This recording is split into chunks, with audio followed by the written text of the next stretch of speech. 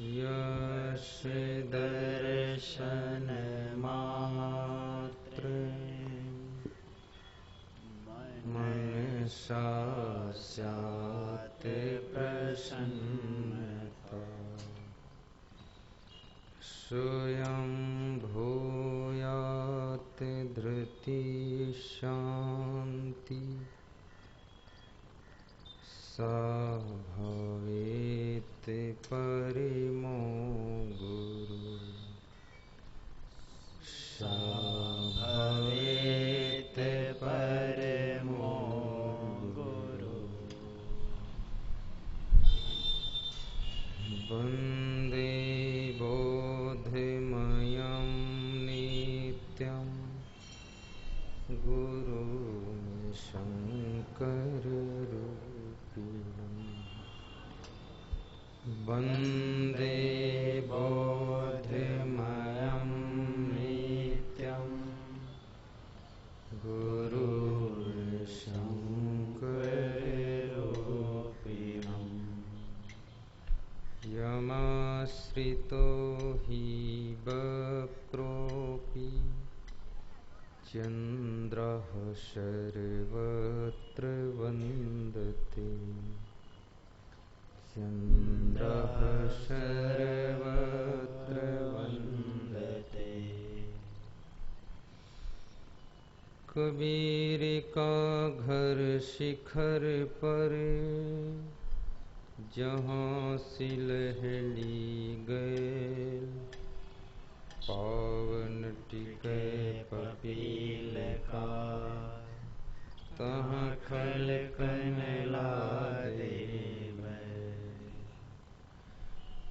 कबीर मन निर्मल भया जैसे गंगा नीर पाछे पाछे हरि फिरे कहत कबीर कबीर पाछे पाछे हरि फिरे कहत कबीर कबीर।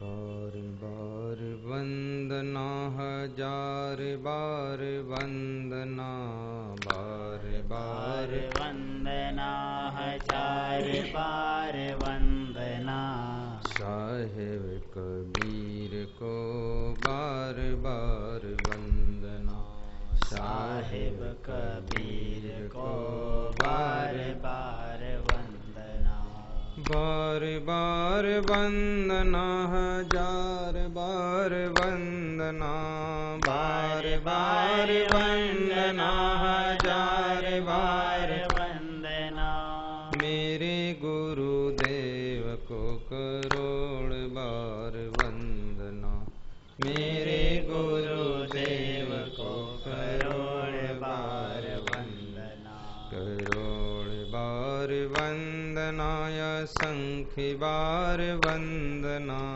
करोड़ बार वंदना असंख्य बार वंदना सद्गुरु कबीर को बार बार वंदना सद्गुरु कबीर को बार बार वंदना बार बार वंदना हजार बार वंदना बार बार वंदना हजार बार वंदना मेरे क्षमा देव को करोड़ बार वंदना मेरे क्षमा देव को करोड़ बार वंदना करोड़ बार वंदना असंख्य बार वंदना करोड़ बार वंदना असंख्य बार वंदना सद्गुरु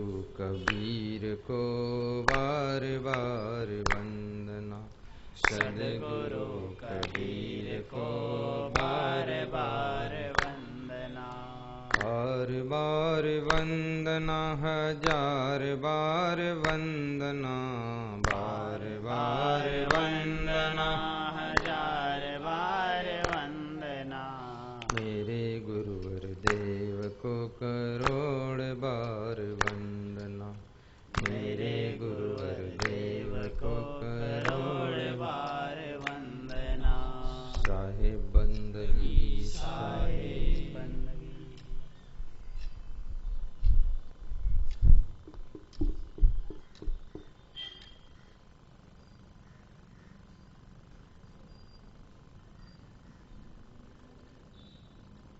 प्रातः स्मरणीय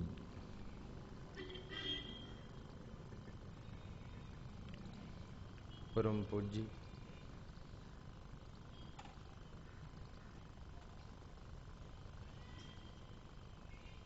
सदगुरु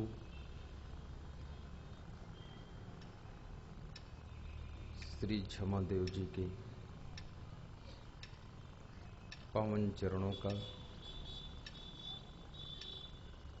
आशीष लेकर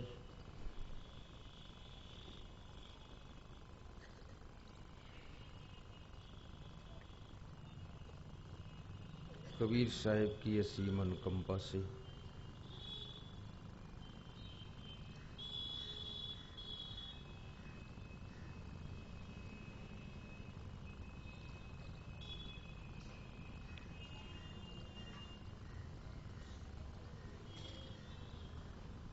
विराट कबीर सत्संग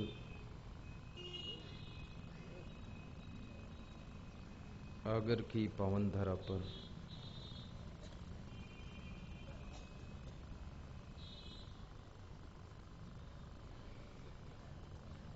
आयोजित हो रहा है।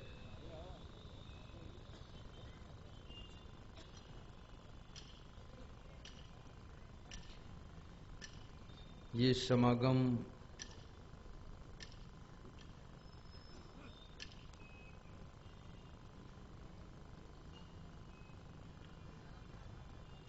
डिस्ट्रिक्ट शाजापुर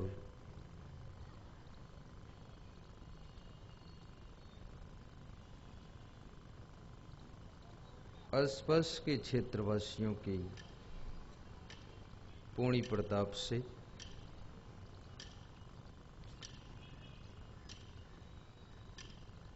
संपन्न हो रहा है।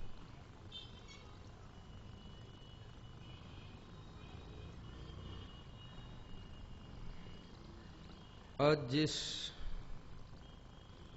पावन उद्देश्य को लेकर आप इस पुण्य धरा पर पधारे हैं, वह उद्देश्य है कि जीवन में सुख कैसे प्राप्त हो।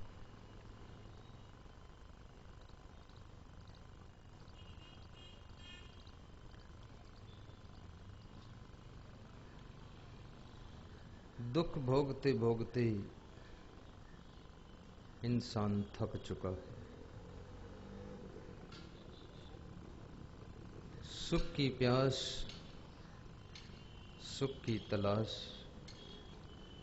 सुख की आस प्रबल हो चुकी है।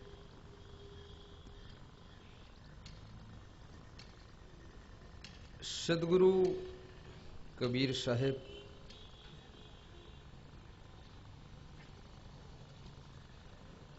कोई बात नहीं, एक बड़े महान संत हैं।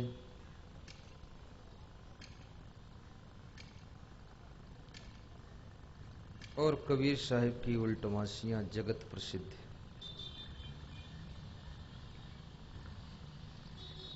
आज मेरे मन में इच्छा हो रही है कि कबीर साहब की उल्टवासी पर प्रवचन करूं, जिसमें विभिन्न महान पुरुषों का संदेश भी आएगा, लेकिन सदगुरु कबीर साहब की एक विलक्षण शैली, जिसका विश्व में कोई मुकाबला नहीं, उल्टवासी।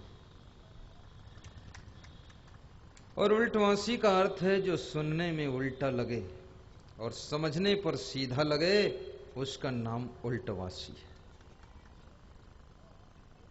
कबीर साहब की उल्टवासियां जगत प्रसिद्ध है। जैसे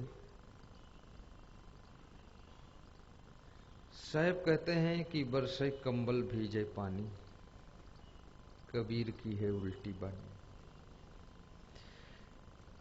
कबीर साहब कह रहे हैं कंबल बरस रहा है और पानी भीग रहा है। अब ये सुन करके आपको आश्चर्य होगा कि कंबल कैसे बरस सकता है। लेकिन कोई छोटा मोटा व्यक्ति कहे तो बात झूठ हो सकती है। कबीर साहब जैसा महान पुरुष कह रहा है तो बात में कुछ दम है, तभी तो कह रहे हैं। कंबल कौन है? कंबल का स्वभाव गर्म होता है। ठंडी से बचने के लिए कंबल का प्रयोग किया जाता है। और पानी का स्वभाव शीतल होता है। गर्मी को शांत करने के लिए पानी का प्रयोग किया जाता है। लेकिन सारी दुनिया में पानी बरसता है तो सब चीज भीगती है, लेकिन यहां साहिब कह रहे हैं कंबल बरस रहा और पानी भीग रहा। कंबल कौन है? कंबल के समान तुम्हारा मन है,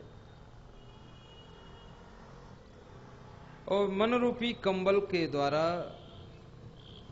गरम गरम मनोविकार, काम, क्रोध, लोभ, मोह, ईर्ष्या, द्वेष, अहंकार की बरसात हो रही है। जल के समान शीतल शांत स्वरूप आत्मा मन रूपी कंबल की बरसात में भीग रहा है। बरसे कंबल भीजे पानी, कबीर की है उल्टी बानी। संपूर्ण संसार में यही देखने को मिलता है। बरसे कंबल भीजे पानी।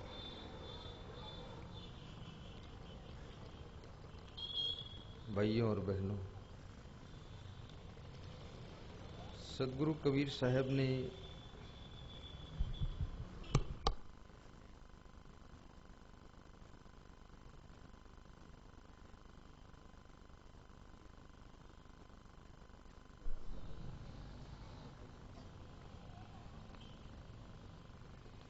सदगुरु कबीर साहब ने एक बहुत सुंदर शब्द कहा, और शब्द इतना प्यारा है कि उसकी हर पंक्ति अद्भुत है।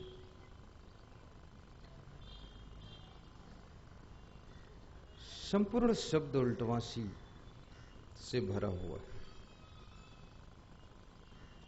कोस करे नगर कोटवलिया, मांस फैलाए गिद्ध रखवरिया। मोश भव नाव मंजार कड़हरिया, सोए दादुर सर पहरिया। मोश भव नाव मंजार कड़हरिया, सोए दादुर सर पहरिया। बैल बियाए गाय भई बंझा, बछरू दोहिए तीन तीन संझा। नित उठ सिंह सियार सो जूझे, कबीरा का पद जन बिरला पूछे। सोचो, साहब कहते हैं एक ऐसा नगर है जिस नगर में मांस फैलाया गया है और गिद्धों को मांस की रक्षा करने के लिए नियुक्त कर दिया गया है। क्या गिद्ध मांस की रक्षा कर सकता है? गिद्ध तो मांस भक्षी प्राणी है। गिद्ध जब मांस को देखता है तो गिद्ध पंछी मांस को लूट लूट कर खाता है, लेकिन गिद्ध को मांस की सुरक्षा में ड्यूटी दी गई कि तुम मांस बचाना। साहब कहते हैं ऐसा एक नगर है, कोस करे नगर कोटवलिया, मांस फैलाए गिद्ध रखवरिया। मोश भव नाव, दूसरी पंक्ति में साहब कहते हैं चूहे की नाव है। चूहा नाव बना है और चूहे की पीठ पर बिल्ली बैठी है और खे करके पार लगा रही है। बिल्ली कह रही है चूहे से कि तुम चिंता मत करना, मैं तुमको पूर्ण रूप से पार कर दूंगी। और बिल्ली चूहे को ऐसा पार करती है कि चूहा दोबारा लौट कर आता ही नहीं, पूरा पार हो जाता है। जहां जहां आनंद आए तो हंस भी सकते हो और ताली भी बजा सकते हो, और मुस्कुरा कर जरूर बैठना, अन्यथा लंबे लंबे चेहरे बनाकर बैठोगे तो मैं डर जाऊंगा। क्योंकि पहली बार मैं आगर आया हूं, ज्यादातर अपरिचित लोग हैं, और फिर ऐसे गंभीर चेहरा बनाओ तो फिर हमें डराओगे, और डरा दोगे तो हम सत्संग खुल के नहीं कर पाएंगे, और खुल के नहीं कर पाएंगे तो प्रवचन गड़बड़ा जाएगा। इसलिए हमें डराना मत। तो डराना नहीं है तो क्या करना है, थोड़ा हंसते हुए सत्संग सुनना और ताली बजाते हुए। हाँ हाँ, ऐसा लगे मंडप के अंदर सब जिंदा लोग ही बैठे, ऐसा न लगे सब बेहोश पड़े। ताली में भी दम होना चाहिए, जोरदार। एक बार ट्राई कर लो, बस आनंद आके। अब लगा कि है दम मालवा की माटी में है, वैसे मालवा की माटी दमदार है। कहीं कहीं ऊंचे पहाड़ है तो कहीं छोटी छोटी घाटी है,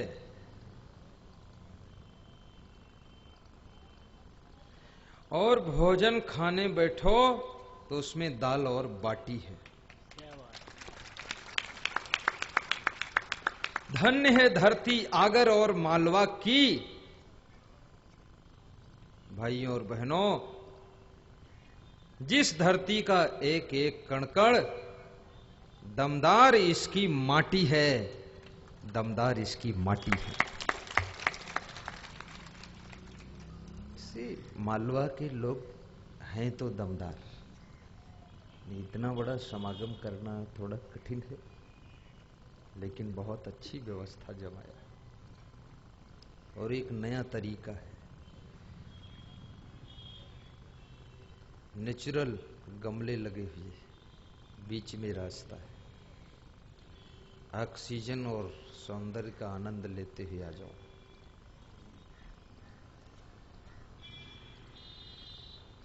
प्रबंध बहुत अच्छा है, मंडप भी बहुत प्यारा है।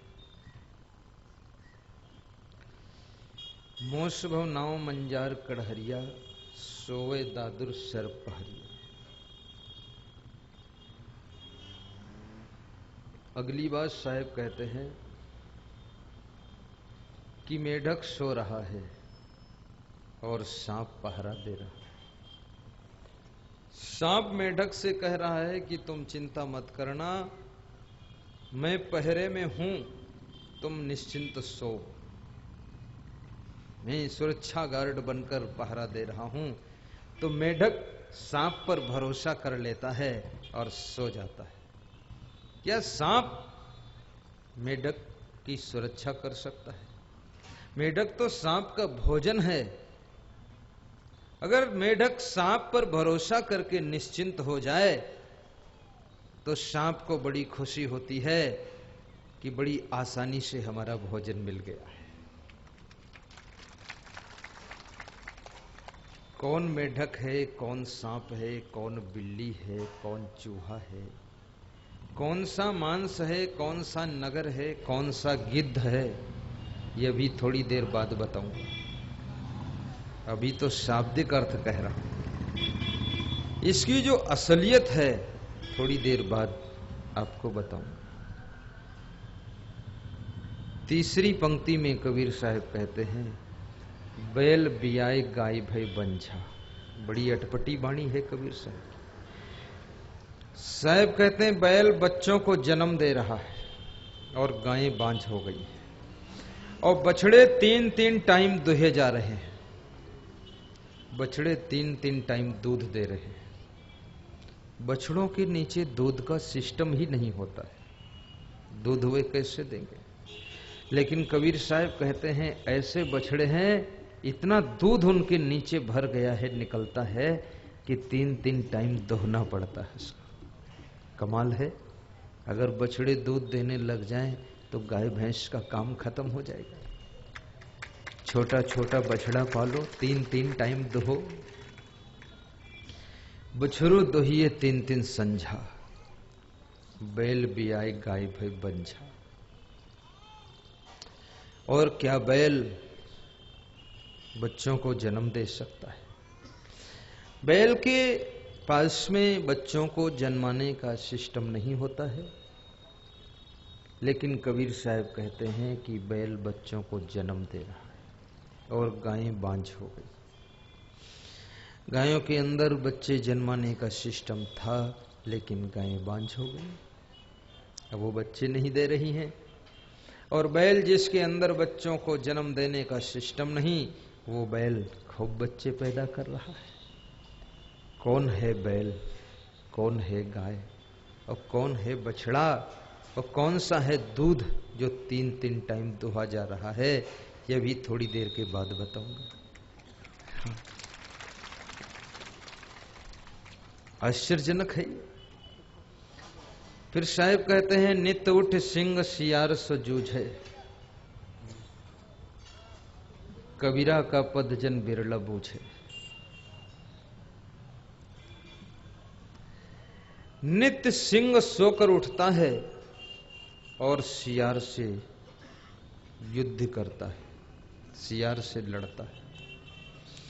और सियार इतना बलवान है कि सिंह को लड़ते लड़ते पछाड़ देता है। अंत में सिंह हार जाता है, सियार जीत जाता है।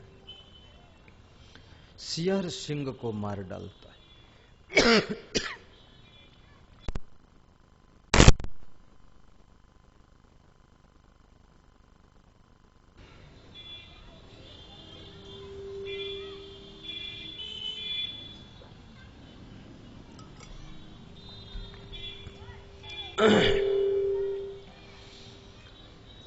मैं पुरुष भक्तों से कहूंगा कि बैठे बैठे ही चुपके चुपके थोड़ा थोड़ा आगे खिसक जाएंगे। जो आगे वाली लाइन है वो वहीं रहेगी, आगे वाले वहीं रहे, जो आगे बैठे वो तो वहीं रहे। बाकी एक लाइन के बाद जितने हैं थोड़ा थोड़ा खिसके चुप्पे चुप्पे, पीछे मत देखना, पीछे जगह फुल हो गई। मेरी बात पर विश्वास लोगों को नहीं है, मुड़ के देख रहे हैं कि फुल है कि नहीं। बड़ा लोग संदेह में रहते हैं, गुरुजी भी झूठ बोल दे तो क्या होगा, खाम खा खिसक जाए और जरूरत ना हो। चुप्पे चुप्पे खिसको, बोलो कुछ मत, बोलना मत। बैठे बैठे, उठ के नहीं, उठने में तो सत्संग बंद हो जाएगा। बैठे बैठे खिसक जाओ, जगह बना लो, तुम्हारे भाई लोग आए। और महिलाएं जहां हैं वहीं रहें, अभी महिलाओं तरफ जगह है, जब जरूरत पड़ेगी तो खिसकाऊंगा, नहीं तो वहीं बैठे रहो। जोर से एक बार जय बोलो, बोलो सदगुरु भगवान की।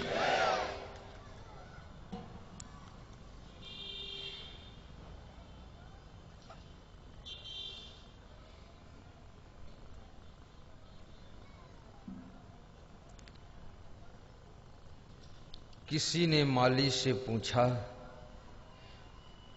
क्या तेरे फूल का बगीचा बदला है? तो उस माली ने कहा, फूल का बगीचा नहीं बदला है, केवल चमन बदला है। सितारों से पूछा कि तुम बदले हो? तो सितारों ने कहा, मैं नहीं बदला हूं, गगन बदला है। लेकिन एक रास्ते में जाते हुए फकीर से पूछा कि क्या बदला है? तो उसने कहा, लाश तो वही है, सिर्फ कफन बदला है। ना चमन बदला है, न गगन बदला है, और लाश तो वही है, सिर्फ कफन बदला है। जोरदार ताली बजाओ। जहां हंसी आए तो हंसना भी, ज्यादा बड़े आदमी मत बनना। अब मैं भी बहुत बड़ा बाबा नहीं बनूंगा, आप में शामिल हो जाऊंगा।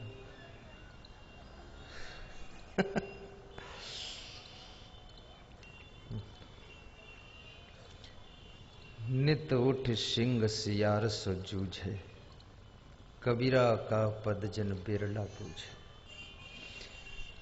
कबीर साहब स्वयं कहते हैं कि मेरे पद को कोई बिरले समझ सकता है, सब समझ नहीं पाएंगे। कबीर बाणी अटपटी, झटपट समझी ना जाए, और जो संत झटपट समझ ले तो खटपट सब मिट जाए, खटपट सब मिट जाए। ऐसी कबीर साहब की बाणी है। सत्संगत की महिमा बड़ी,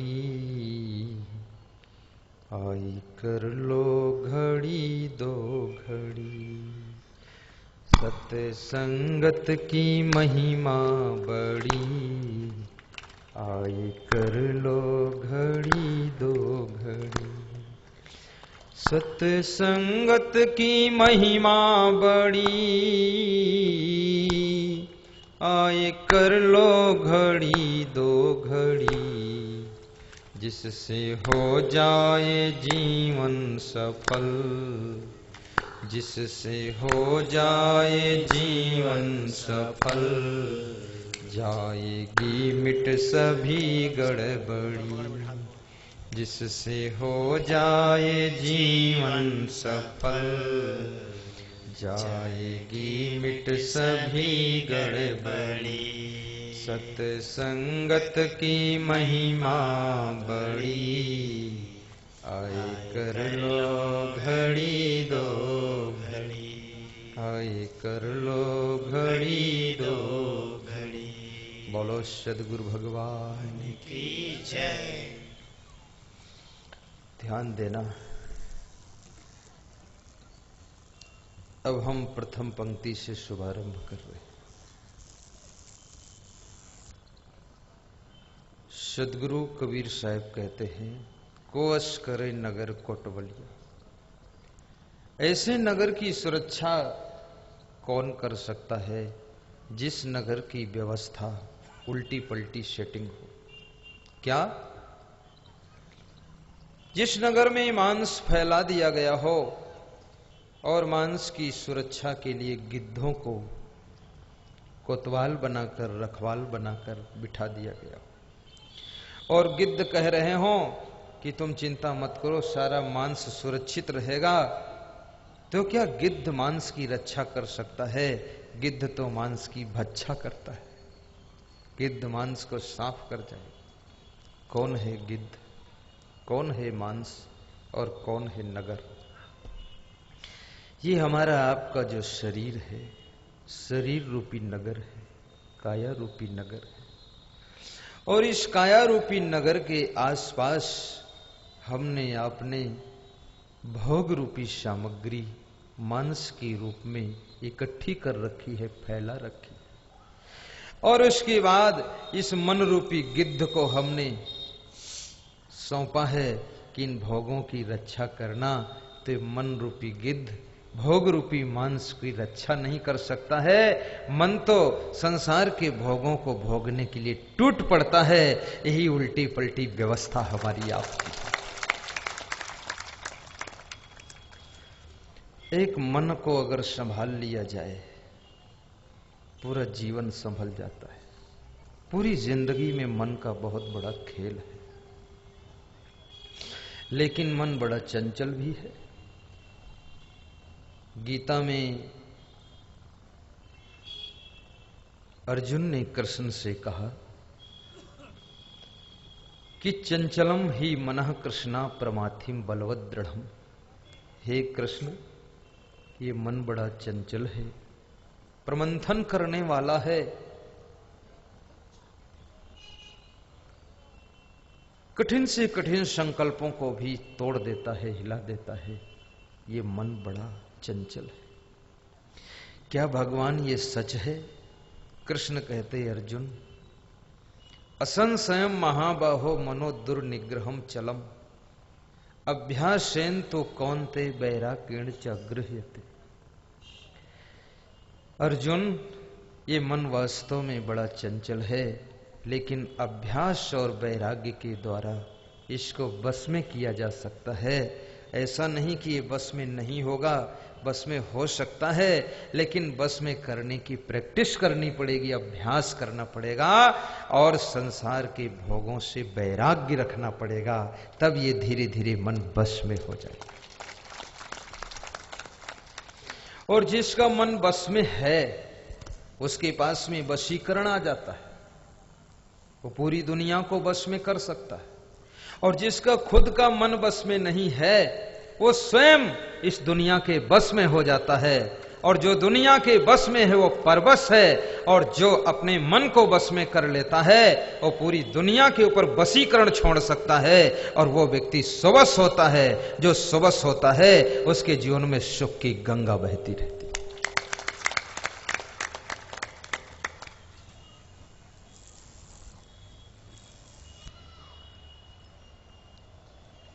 एक नवयुवक साइकिल पर जा रहा था।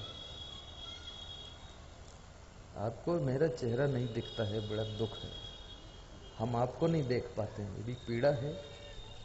लक्ष्मीपुरा वाले भगत हाँ ये सामने बैठे, हाँ जी आनंद ले ले, क्या बात, बस ये मास्टर साहब। और जिसको तकलीफ हो इधर मुंह दिखना चाहिए, आड़ में न फंसना। चलो मैं मुड़ मुड़ के देखूंगा, क्या करूं। जैसे वो पंखा होता ना तो मुड़ मुड़ के हवा देता है, तो मेरे को मूविंग फैन बनना पड़ेगा। ऐसे ऐसे घूमूंगा, फिर 2 माइक और लगे इधर इधर, तो ऐसे घूम। हाँ अब अच्छा लगा, निशाना बैठना चाहिए, नहीं गोली व्यर्थ चली जाएगी। अब बैठ गया निशान, बहुत अच्छा। बोलो सदगुरु भगवान की। एक नवयुवक साइकिल पर जा रहा था। साइकिल के पीछे कैरियर पर उसकी पत्नी बैठी थी, और पत्नी की गोद में एक बच्चा था। और जो नवयुवक साइकिल चला रहा था वो उस स्त्री का पति था, और नए जमाने का पति था, जलवेदार पति था, बिल्कुल अप टू डेट पति, अमिताभ बच्चन जैसा पति, क्या पूछना। तो उसकी पीठ पर भी एक बच्चा बंधा था, और तीसरा बच्चा आगे साइकिल के डंडा पर बैठा था। 2500 की साइकिल पर 3, 2, 5 सवारी। वाह, तुम 2.5-3 लाख की कार में 5 लोग बैठकर चलते हो, वो 2500 की साइकिल पर 5 सवारी, और बिना पेट्रोल बिना डीजल, स्पीड से। हाँ। साइकिल की सभी सीटें फुल हैं, और नवयुवक नए जमाने का है।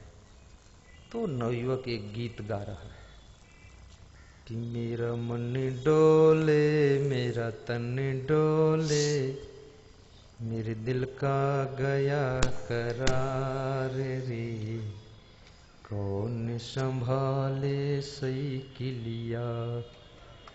जय हो। अब आगर में आनंद आया है। नहीं आज पहला दिन है, बाजी मार दिया तो मार दिया, नहीं निपट जाऊंगा मैं।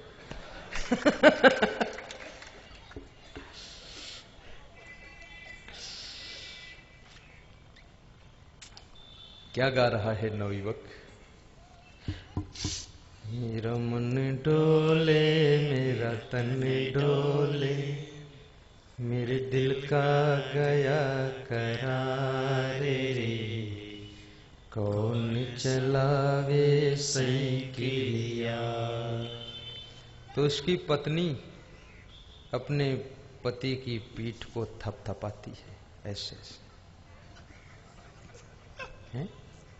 वो पति भाग्यशाली है जिसकी पत्नी पीठ थपथपाए।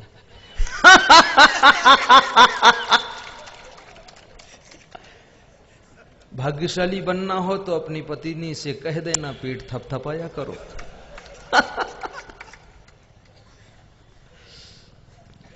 तो उसकी पत्नी भी मजेदार थी थोड़ा। तो पत्नी क्या गाती है? तेरा मन डोले, तेरा तन डोले, तेरे दिल का गया करार रे, कौन संभाले साइकिलिया। पत्नी बड़ी ज्ञान की बात कहती है। अक्सर पत्नियां अपने पतियों को समझाने के लिए समय समय पर ज्ञान की बात कहती है। तुलसीदास की पत्नी रत्नावली ने भी तुलसीदास से ज्ञान की बात कहा था, लेकिन ऐसे पति बहुत कम हैं जो अपनी पत्नी की ज्ञान की बात को सुन सके। सुनते नहीं। ये पति भी ऐसा ही था, ये पत्नी की बात को सुनता नहीं है। एक स्त्री का स्वभाव बहुत चिड़चिड़ा हो गया था, तो उस स्त्री के भाई ने पूछा कि बहन जी तुम बहुत अच्छे स्वभाव की थी पहले, फिर इतनी चिड़चिड़ी क्यों हो गई? चिड़चिड़ा समझते हैं ना, अकेले में भी कुछ बोलते रहना, सुनने वाला कोई हो ना हो लेकिन अपना टेप रिकॉर्डर चालू रहे, वो चिड़चिड़ा है। और ऐसे लोग समाज में ज्यादा है, और स्त्रियों में कुछ ज्यादा ही परसेंटेज है। तो चिड़चिड़ी हो गई। तो उसका भाई बोला, बहन जी आपके चिड़चिड़े स्वभाव के कारण बड़ी अशांति पैदा होती है।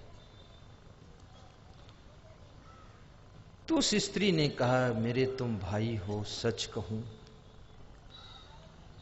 मैं चिड़चिड़ी नहीं हूं, तुम्हारे जीजा जी ने मुझको चिड़चिड़ी बना दिया है। बोले जीजा? उसने चिड़चिड़ी बनाया?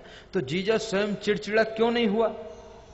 जब उसमें दूसरे को चिड़चिड़ी बनाने की कला है तो जीजा चिड़चिड़ा नहीं है, वो कैसे दूसरे को बना दिया? बोले भैया तुमको पता नहीं है, तेरा जीजा सबकी बात सुनता है, सिर्फ मेरी बात को सुनता ही नहीं, इसलिए मैं चिड़चिड़ी हो गई। आपकी पत्नी अगर चिड़चिड़ी होती जा रही हो तो गौर करना कि आप उसकी बात को सुनते नहीं हैं, इसलिए वो चिड़चिड़ी होती जा रही है। थोड़ा उसकी बात को सुन भी लेना। करना ना करना वो तो बात को विवेक करना जैसा उचित हो, लेकिन सुन लेना, कम से सुनना जरूरी है। कोई व्यक्ति अपनी बात को जिस किसी को दिल भर के सुना लेता है तो उसकी आत्मा को तसल्ली हो जाती है। इसलिए कई बार आप देखते हैं कि मनुष्य अपना दुख जब 10 लोगों के बीच में कह देता है तो उसका दुख हल्का हो जाता है, उलझन कम हो जाती है। और जब तक वो अपनी पीड़ा को कह नहीं पाता है तब तक वो भीतर से बहुत दुखी रहता है। ये मनुष्य का स्वभाव है। इसीलिए मनोवैज्ञानिक क्या करते हैं, जो डिप्रेशन में हैं या जो मानसिक रोग से ग्रसित हैं, उनसे बात कर करके उनकी बात को सुनते सुनते सुनते सुनते उनको मन को हल्का कर देते और फिर कहते हैं जाओ ठीक हो जाओगे। दवा देना तो बहाना है, सिर्फ बात सुनने से ही बीमारी का भाग जाना है। इसलिए बात सुनना चाहिए। और एक बात कहूं, सुनने से जिसकी बात को तुम सुनते हो उसका प्रेम तुमसे बहुत हो जाएगा, और जिसकी बात को तुम सुनोगे नहीं, केवल अपनी ही सुनाते रहोगे, तो उसके दिल से तुम निकलकर बाहर हो जाओगे। इसलिए किसी को अपना बनाना हो तो उसकी बात को सुनो, और सुनने का तरीका भी है, रुचि से सुनो, आंखों से देखते हुए, ध्यान मन का लगाते हुए, और थोड़ा सा दांत निकालकर मुस्कुराते हुए उसकी बात को सुनो। 5 मिनट इस तरकीब से अगर आपने किसी की बात सुन ली तो बात रह जाएगी, लेकिन उसके दिल पर तुम्हारा कब्जा हो जाएगा। सुनना सीखो। बोलना एक कला है, बोलना एक कला है और सुनना एक साधना है। मैं जो बोल रहा हूं ये मेरी कला है, लेकिन तुम सुन रहे हो, ये तुम साधना कर रहे हो। अन्यथा सुनना कठिन है, बोलना आसान है। लेकिन मैं कब बोल रहा हूं? मैं बहुत सुना हूं उसके बाद बोल रहा हूं। ऐसे नहीं बोल रहा हूं। जितना मैंने सुना है उतना तुम सुन लोगे तो तुम भी मेरे जैसा बोलने लग जाओगे। लेकिन मैंने केवल इस जन्म में नहीं, इसके पिछले 7 जन्मों में सत्संग खूब सुना हूं, तब इस 8वें जन्म में अखंड प्रवक्ता बनकर बोल रहा हूं। आप भी ध्यान से सुनना। तो वो पत्नी अपने पति को इशारा देती है कि आपका मन डोल जाएगा, तन डोल जाएगा, आपके दिल का करार भी चला जाएगा तो साइकिल कौन संभालेगा। तो पति कहता तू फिक्र मत कर, तू आराम से बैठ। तो पत्नी कहती साइकिल अगर गिरेगी और चोट मेरे लगेगी तो फिक्र होगी कि नहीं। इसलिए वो दशा हो उसके पहले ही फिक्र कर लेना जरूरी है। जो व्यक्ति समय पर कार्य को सोचता है, समय से थोड़ा पूर्व कार्य का सेटलमेंट कर लेता है, वह व्यक्ति टेंशन और चिंता से मुक्त हो